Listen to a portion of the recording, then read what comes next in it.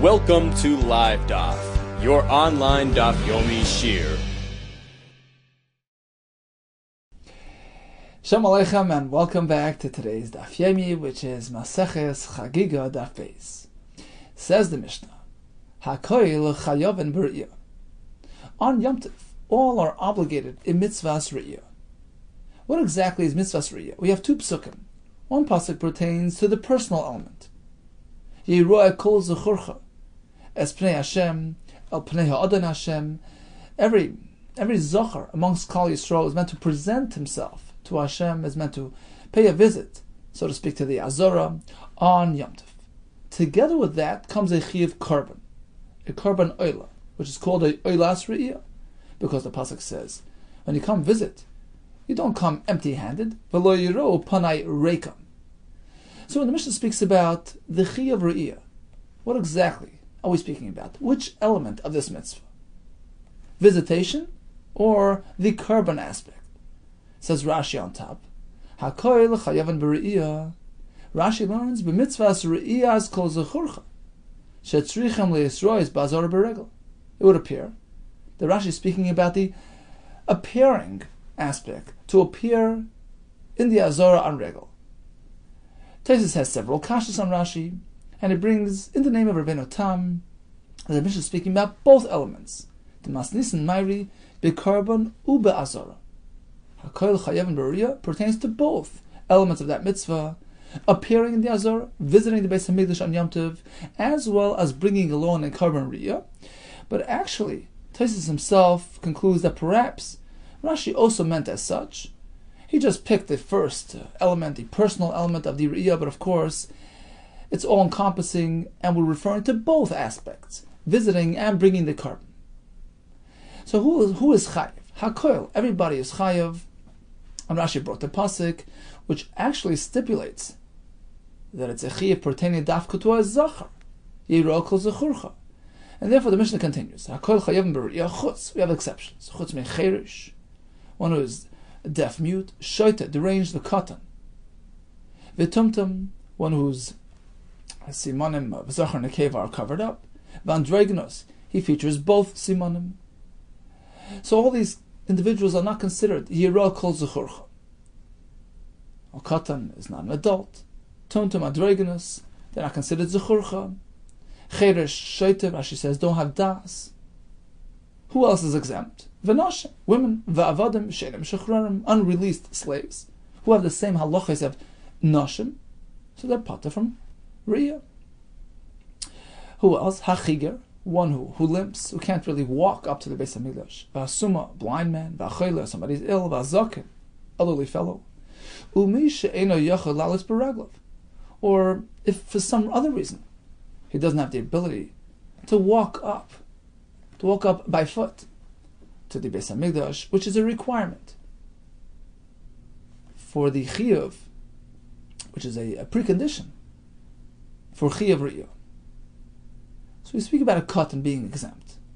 So Minat Torah, of course, is exempt, just as he's exempt from all mitzvahs. But what about midrabanan? Typically, even a katan is chayv mitzvahs. We're meant to train him, chinuch midrabanan. Here we seem to say that he's completely exempt. Everybody is chayv except for the cheresh of a katan, which indicates that the katan is not chayv at all. There's no chiyuv chinuch to train him in this mitzvah. Why? Ezehu katan. What type of katan are we speaking about? He's too young even for this. Kol she'ena yachal lurkev al ksefev shel aviv. He's too young. He can't even ride on his father's shoulders. V'lalos miYerushalayim laHarabayis, from Yerushalayim up to Harabayis. Even that he can't do, and therefore he doesn't have the ability to be oila regel. And therefore, even with Rabbanon, there's no chiyuv chinuch. So according to Beis Shammai, any toddler, any baby that has the ability to ride on his father's shoulders from Yerushalayim to Harabayis, he is included in chiyuv chinuch. Beis Hillel, you need more than that. The child is too young. He doesn't have the ability to hold on to his father's hand, and go up with him Yerushalayim laHarabayis. then he's exempt. So according to Beis Hillel, we're more mekel. If he can't walk with his father to Har Habayis, then he's not chayiv. But according to Beis Shammai, that's not enough. Even if he cannot walk, as long as he can take a ride on his father's shoulders, that's enough. Why do we dependent on? Why is the walking aspect a determining factor? Shenema shalish regalim. Pasuk says, on the 3 Yomim Tovim, regalim means an occasion. On these 3 occasions, we're meant to be oile regel. Apparently, the drasha is that regalim refers to a regel, literally our feet. You see, an occasion comes, right? The occasion arrives. We say in the Brach and the Haggadah, right? Gal Yisrael, we say, "Ma'adam regalim haboim lekrosein l'shalim." An occasion arrives, it appears, it comes. So when we speak about the term regel applying to an occasion, shalish regalim, it also refers to the coming aspect, which pertains to feet. Feet bring something along. Perhaps that's the basis for this drasha, that shalish regalim, on the one hand, refers to the 3 occasions, the 3 Yomim Tovim, 3 festive Yomim Tovim. On the other hand, we apply it as a drasha to indicate that you have to have the ability to actually walk up with your feet, with your regel. Otherwise, you're too young for the mitzvah. Now, as you mentioned, there are 2 aspects to mitzvahs re'iyah: appearing and bringing a korban oila. In addition to the oilas re'iyah, there's a korban called shalmi CHAGGIGA. You're meant to bring a shlomim on account of Yom Tov. How much do these korbanos need to cost? What is the minimum cost? The truth is, min HaTorah, there is no minimum cost. We actually say it every morning. Elo dvarim she'ein lahem shir. Hapeyav abikum v'harei ayin. Re'ayin is referring to the oilas re'iyah. But midrabanan, they applied a minimum cost, a minimum value for these korbanos. How much? Machlekes. Beisham oimim hare'iyah shtei kesef. The oilas re'iyah is to be shtei kesef worth. V'chagiga, the shalmi chagiga, ma'a kesef, half the price. The other way around. Hare'iyah is just ma'a kesef, v'chagiga shtei kesef. Let's take a look at Rashi on time. It says Rashi, Hakol chayavim b're'iyah, b'mitzvahs re'iyah skol zechurcha, shetzrichem leisrois bazar b'regel. Except for chutz mecheret sheish v'katan. Why? The lav b'nei deyaninu. They don't have proper intelligence, upturin mimitzvahs. So they're patur from this mitzvah just as they are patur from other mitzvahs. What about a chigar v'asuma? Why are they patur? Kulo yalf mikroi b'gemara, as we're going to see in the Gemara. One who doesn't have the ability to walk is patur as well, and therefore a child who's too young to do that is patur even from chinuch d'Rabbanan. Umi she'eino yachal lalas b'raglav miYerushalayim la'azara u'b'gemara mefarish lahu ezehu katan. So if this katan is too small to ride on his father or to walk along with him, he's patur. But if he has the ability to do that, is he chayiv? Well, certainly not min HaTorah. Aval, says Rashi, Mekan Behilach, past this point, if you can walk, Aval b'she'en chayiv min HaTorah, of course not, he's just a katan. But hitilu chachamim al aviv val imoy lechancha b'mitzvahs. It's clear from Rashi that chiyuv chinuch pertains to both parents. Father and mother are obligated in training the child to do mitzvahs so he's prepared when he becomes an adult. Here as well, he's meant to participate in alila regel. Why does that relate to the ability to walk? The Mishnah provides the answer. Shenema shalish regalim, says Rashi. Haroy lalis biraglav chiyuv hakosef. I was once in there. Eretz Yisrael and Yom Tov. So we drove up to the old city. It was middle of the night. We figured we'll beat the traffic. We'll come middle of the night to the Kaisel. But sure enough, there was a police van blocking the road into the old city of Yerushalayim. And we rolled down our window. He says, look, we're on the way to the Kaisel, to Daven. Could you let us in? He says, no, absolutely not. I said, look, how are we going to get there? This was a mile away. So the police officer on his PA assistant out of the van calls out. He says, what do you mean? Aliyah la regel. He says, use your feet. Walk up. So he wasn't too far off. It's actually a Mishnah. Shalish regalim pertains to regel. Walk up by foot. And therefore we learn haroy lalis b'raglav chiyuv hakosef. Only if one has the ability to actually walk, to use his feet to go up, he's chayiv. That's by a gadol, right? And we apply the same formula to katan, because the chinuch of katan pretty much mirrors the chiv of a gadol. The kivan the gadol pater min haTorah. Since in this case, if he were an adult who didn't have the ability to walk, he would be pater. Katan la bar chinuchu. Same thing applies to the katan. You train him to do what he's meant to do when he's a gadol. In this state, he would be pater, were he to be a gadol, and therefore he's pater from chinuch as well. Regarding the cost of the karbanis, b'shami amrim hariyah shtei kesef gadol haboli rois. When an adult comes to the Beis Hamikdash, he brings along a carbon. Tzarech lahavi oila. He's meant to bring an oila. Ve'ena pchusa mishtei kesef, not less than 2 coins worth. Shtei ma'as kesef shein shlish dinar. Interesting shaila in Rashi. Why only a gadol? Why don't we apply chinuch in this case as well? Some learn that perhaps Rashi just means that the katan perhaps will bring the carbon, but this requirement, this this minimum cost requirement doesn't apply to the katan. Perhaps that would be pshat in Rashi. In any case, what's the standard fare?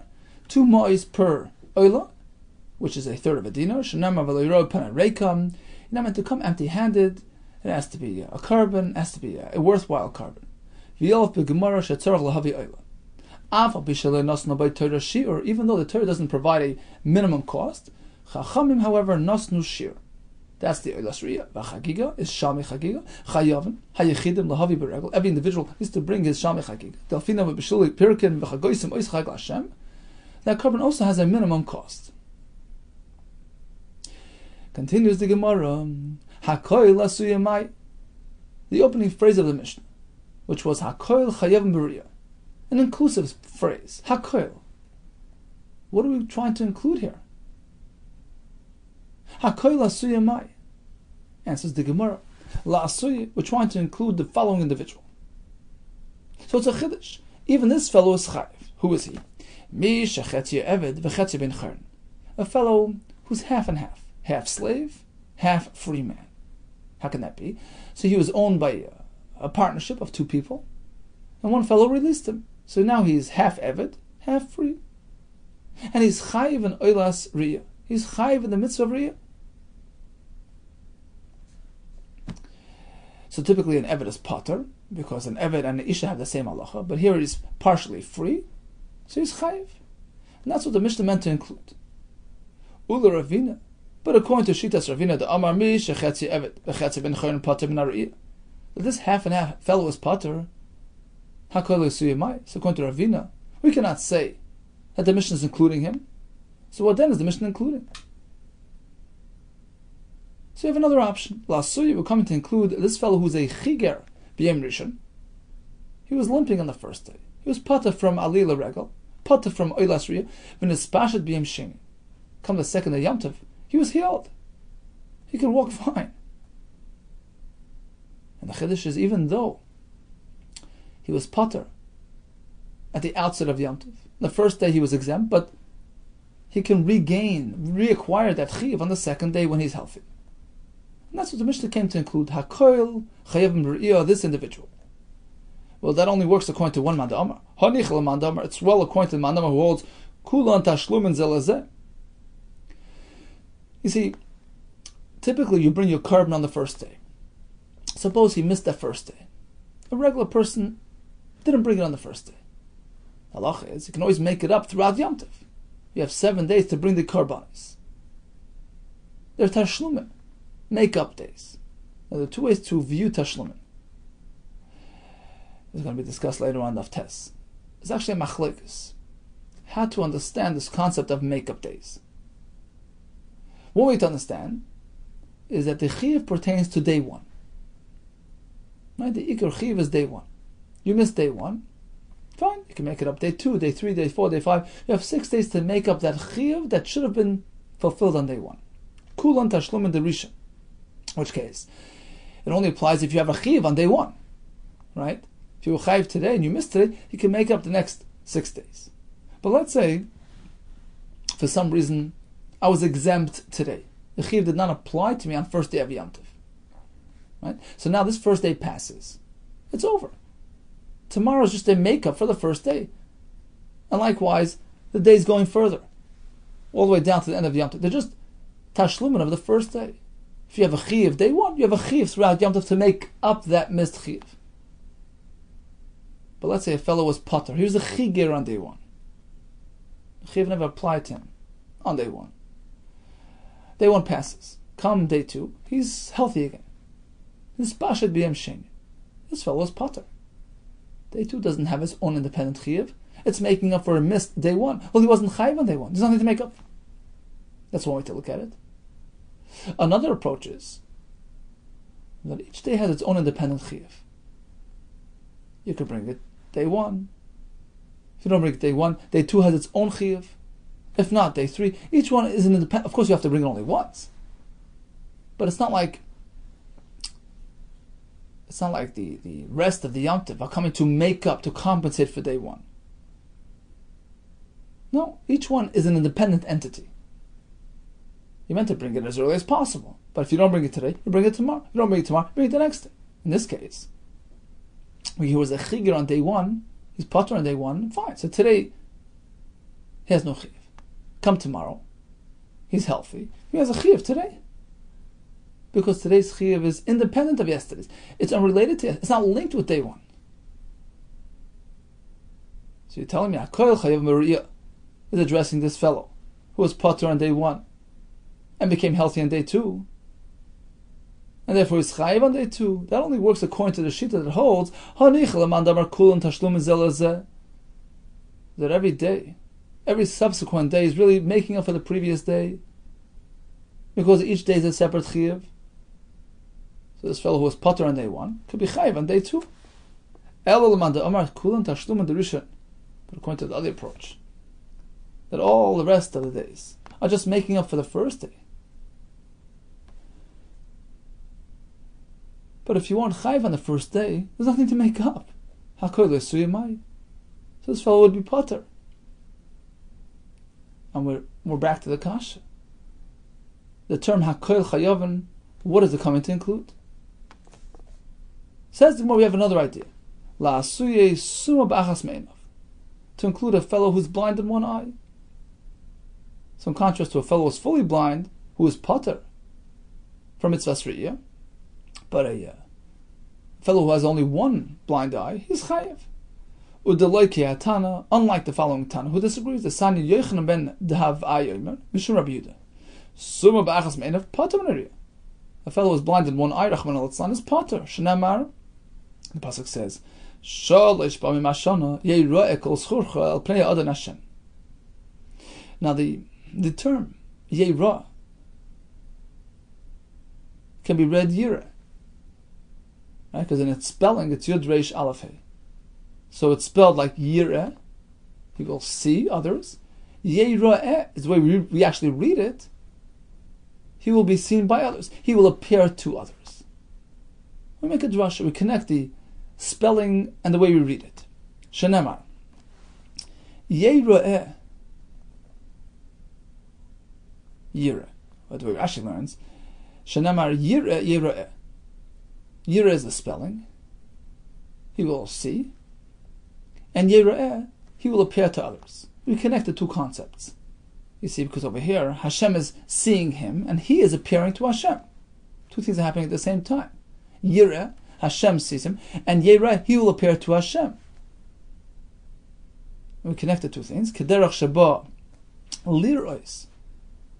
In the same manner, as Hashem comes to see you, so to speak, with both his eyes, kaviyach, a full experience, likewise, he will appear to Hashem, which means he has to experience Hashem with his two eyes. So he needs to have two functioning eyes. Just as when Hashem comes to see you, it's with both his eyes, likewise, when you appear to Hashem, it needs to be with full capacity, with full faculty, with both eyes. Our Mishnah includes even a summa b'achas me'enav, not like this Tana.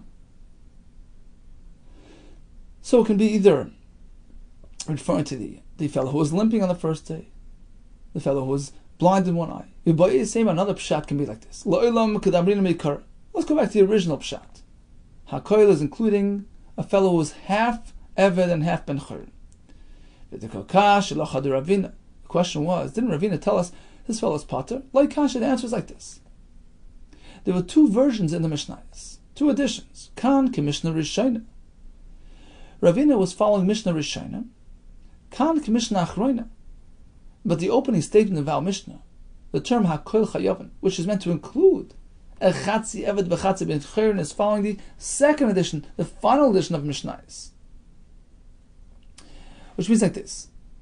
We're going to learn in a minute that there was a machlekes b'Shem Beis Hillel regarding what to do, what's the solution for this Eved who's half and half.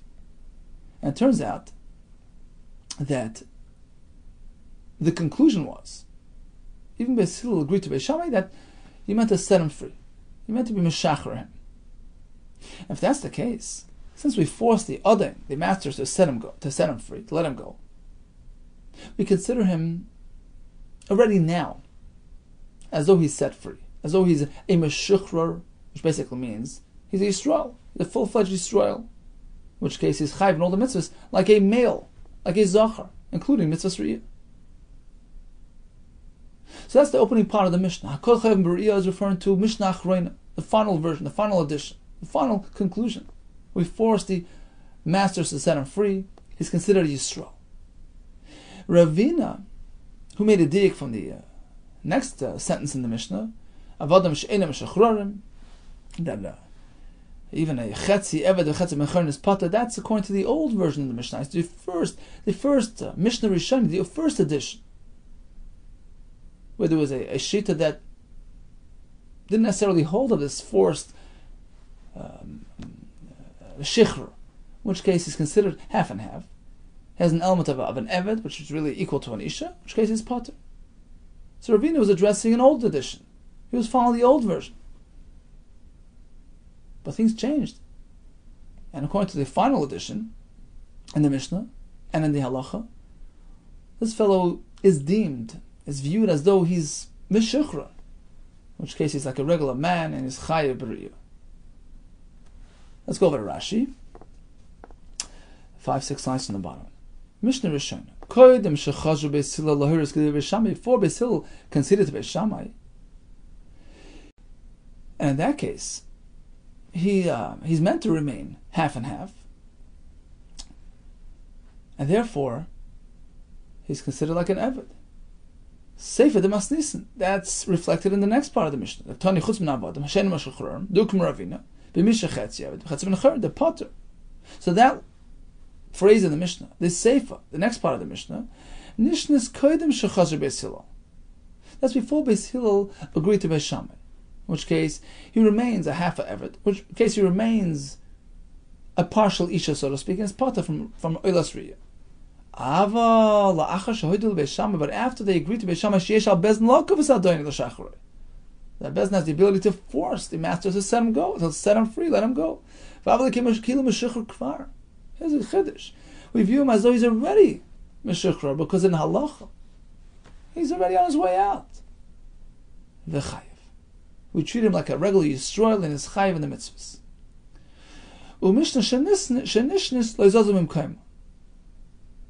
So the old edition remained in place. We don't tinker with the old edition. We leave it as is.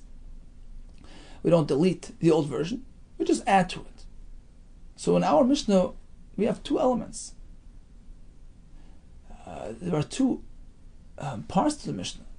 One reflects the Mishnah Rishona, in which case the Chatzi Eved remains as such, and he's potter from Riyah.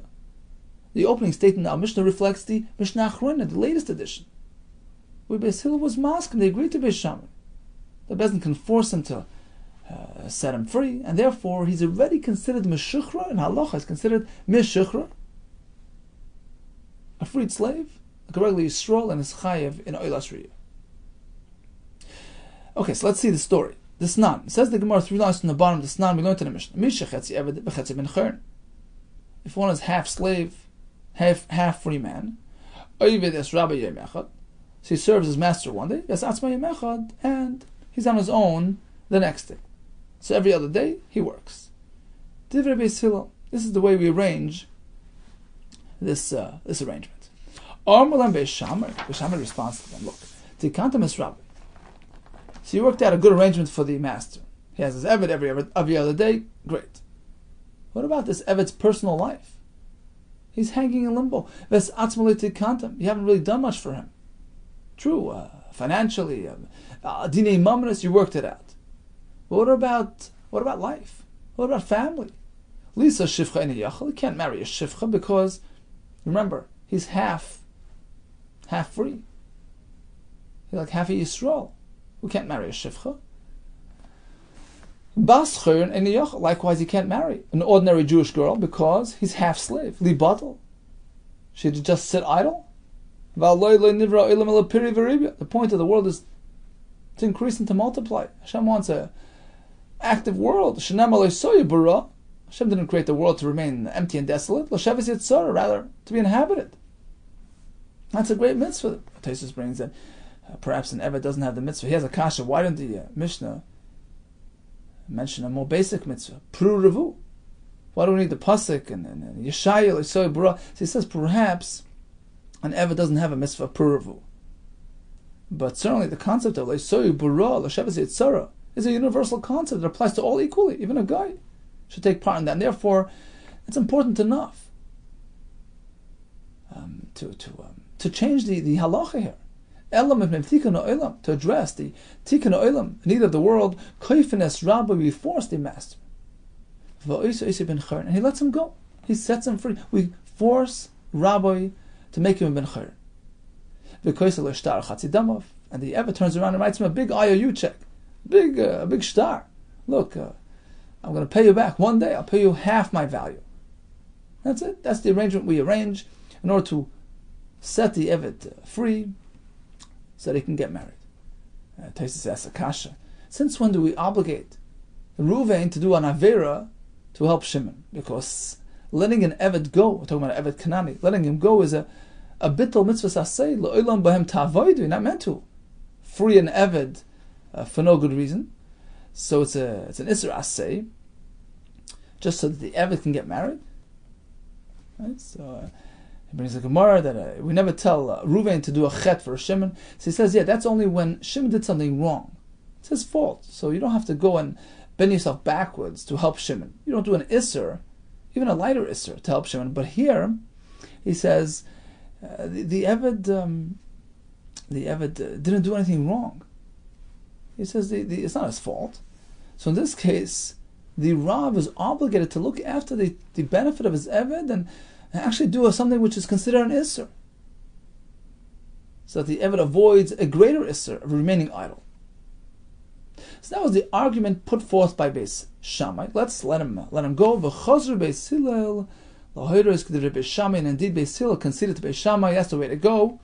We force Rabbi to be meshachar this Eved, and indeed this concept is called Mishnah Achrona, the final version of the Mishnah, the final conclusion of the halacha, which is reflected in the opening statement of our Mishnah. Even the Chatzi Eved, the Chatzi Mechar, and Eschayv and Re'ir, we consider him like a Zachar Yisrael. Why? What do you mean he's half slave? No, because he's about to go free. In halacha, we consider him to be Meshuchar. He's on his way out. He's no longer under his master's control. We force him out, and therefore we consider him like an ordinary Yisrael. And Eschayv and Misasriya. So bottom line is, what does the term hakoil come to include? We have three choices: either half Eved, half ben chayrin, either the schigar b'yom rishon who got healthy on yom sheni, or a man who's blind in one eye. Okay, so everybody is chayiv. Chutz mecheresh shoyte v'katan. Ketani cheresh dumi de shoyte v'katan. You see, why did the Mishnah bundle together these three examples?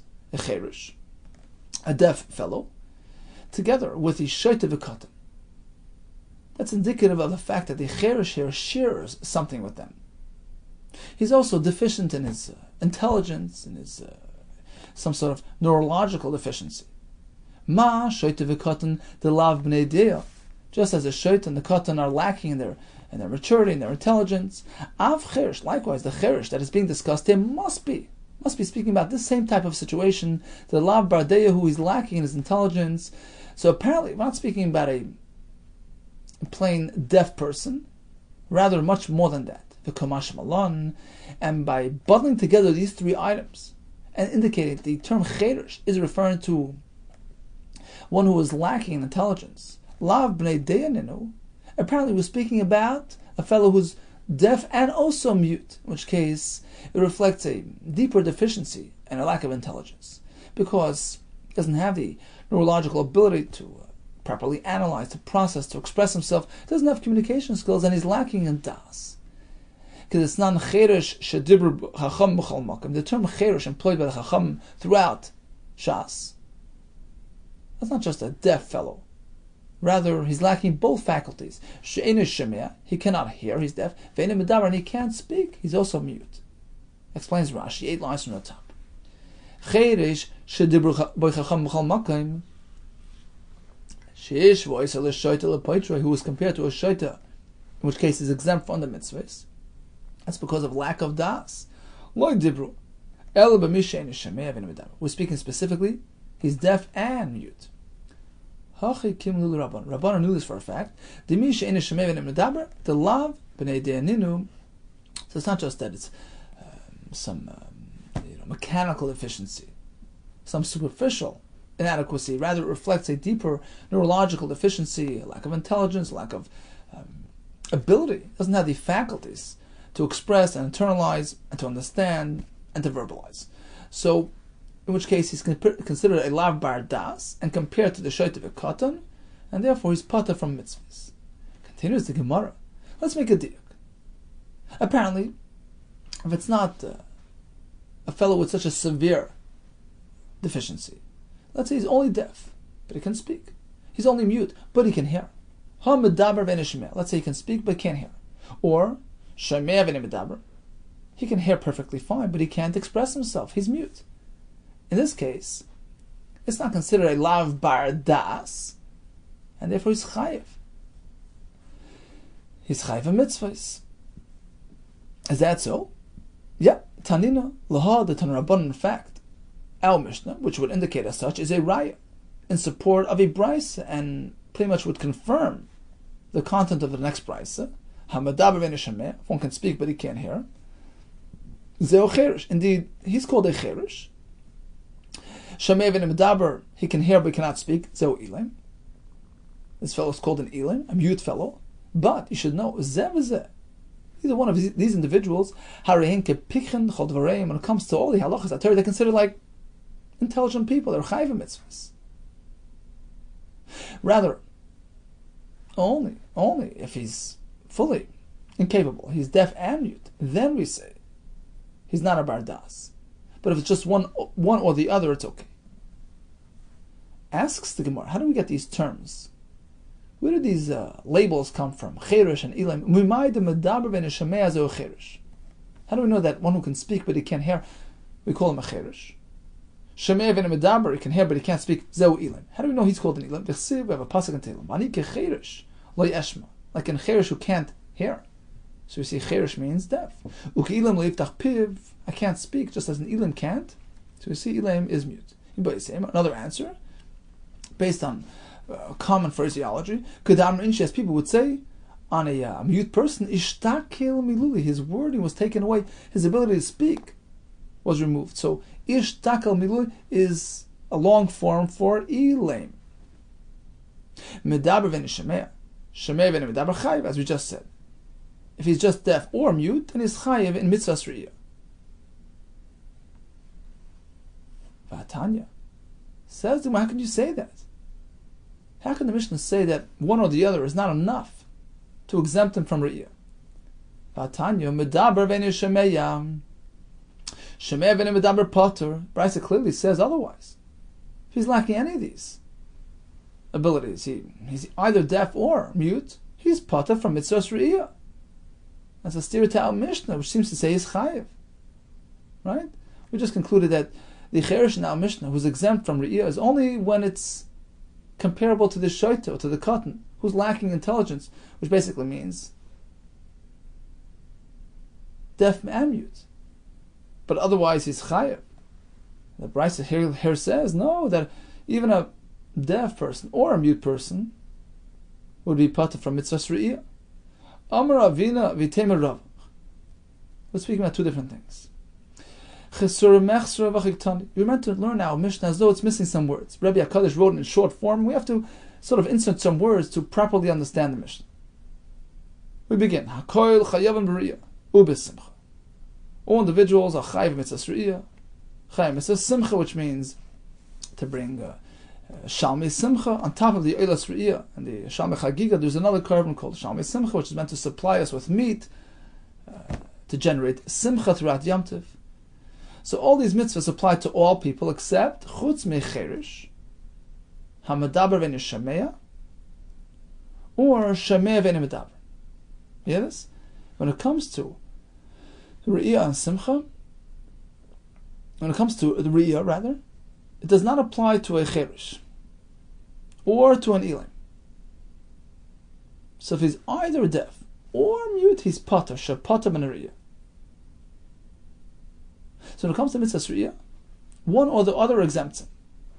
Although he's a bar das, he's perfectly healthy and intelligent, but he's pater from riyah. Soon the Gemara will explain to us why. We learn it from hakel. So unless he can fully experience the riyah experience, appear in the hazara and really experience it fully with full faculties, sight and sound, audio, visual, he's pater from riyah. Although this fellow is pater from riyah because of this reason that we just said, but when it comes to other mitzvahs, like simchas yom tov, chayiv b'simcha, he's chayiv in that mitzvah. So that's one part of the Mishnah. So the Mishnah began, Hakol chayavim b'riyah. Chutz, we have to stop right here. Chutz mecherish means one or the other. Either deaf or dumb, he's pater from riyah. Because riyah stands alone, has its own qualifications. And then we sort of insert another clause into the Mishnah. So before we get to the words shayta v'kad, we put in another clause. But if this fellow is fully deficient, lacking in shmiya and dibur, if you can't hear or speak, deaf and mute, right? That's put together with the other two because a person who's not shemiah, not medaber, as Rashi explained for us, is lacking in das. So he's comparable to the shayta v'katna. In this case, he's pater from all the mitzvahs. It's a new category. Pater af min simcha. He's pater from simcha as well. Hoyle b'tur mikol mitzvahs hamur is b'tur. Just like he's pater from all mitzvahs in the Torah. So there's no steer between Mishnah and Bryce. The Bryce is right and the Mishnah is right. The Bryce says a fellow who's either deaf or dumb, just one deficiency is enough to exempt him from riyah. That's true. Riyah needs all faculties working, all aspects of the human experience have to participate in riyah. When the Mishnah says only a cherish who's comparable to the shayta v'katan, i.e. deaf mute, only he will be pater, that's pertaining to other mitzvahs. When it comes to other mitzvahs, a deaf person is chayiv. He's considered to have enough intelligence to be chayiv, even though he's lacking somewhat. A person who is mute, just mute, he's chayiv in all mitzvahs. He can hear, he can understand, he can internalize. He has a properly functioning, neurological apparatus working. It's fine. So that's enough to be mechayiv in other mitzvahs. The only way he's pater from other mitzvahs is if he's comparable to a shayta v'katan, meaning he's deaf mute, totally isolated, disconnected in his own world, doesn't have the processing ability of an ordinary person, and therefore he's considered a lav bar das and pater from all the mitzvahs. Tanya nami hachig, we have the same in a brayso. Hakoil chayavim b'riyah u'b'simcha, all chayiv in these mitzvahs. Chutz micherish, what type of cherish? Hamadar v'en shameya. He can't hear. That's enough to be pater from riyah, because riyah has its own category. Shameya v'en medaber, or he can hear but he can't speak. Sheptura min riyah. V'ava b'shabata min riyah, although he's exempt from riyah, that doesn't pater him from other mitzvahs. Chayiv b'simcha. Says Rashi on top. What does that mean? L'smayich b'chag, d'chsiv v'samachta b'chagecha. V'rabina l'kaman d'simcha b'shlamim, l'echal zabasar, afin la mizav achter shlamim, v'chalta sham, v'samachta. And the more soon will ask, l'kaman parich. What's the difference? Ma'ishna l'inyan riyah the pater. When it comes to riyah, you tell me one deficiency is enough to be pater. U'l'inyan simcha the mechayiv. When it comes to simcha or other mitzvahs in the Torah, he's chayiv as long as he's not a shayta, as long as he's not a combined, a deaf-mute individual. So we'll get to that soon. The Brisa continues. But if he's deaf and mute, or v'shoyte v'katan. These cases were not bardas. Paturin afinas simcha, the pater from simcha, hoyle paturin, mikol mitzvahs, hamuras patur. Okay, so bottom line is, we discuss mitzvahs riyah, which encompasses two elements, personal and carbon, a peri visit, and bring along a carbon. There's a concept of shalmei chagiga as well, and we added shalmei simcha just now. Who is chayiv in these mitzvahs? Everybody except for women, except for those who can't travel, can't walk up beregel. We spoke about the lashon hakoil, which is inclusive. We had three options: either the chatzi eved v'chatzi mencher, and the svara behind that was because we're forcing him to let him go. So we already view him as though he's a freed eved and considered an ordinary Yisrael and chayiv in the mitzvahs of the zecharim Yisrael. Another option was the chiger b'yom rishon. So although he was not unfit for riyah on day one, but since he became healthy day two, he gets a chiv on day two. We're following the shita that holds that day two is not dependent on day one. Another option was even a summa ba'achas me'inav is chayev, unlike the shita that exempts him. When the Mishnah speaks about a cherish being pater, what are we speaking about? A cherish who is deaf and mute, in which case he's pater from all the mitzvahs in the Torah and comparable to the shayta v'katan. However, when it comes to re'iyah, even a fellow who's just deaf or just mute, who you pater as well, and the reason for that we'll have to wait for tomorrow, Be'ez Hashem. Much hatzlacha to you and all the best.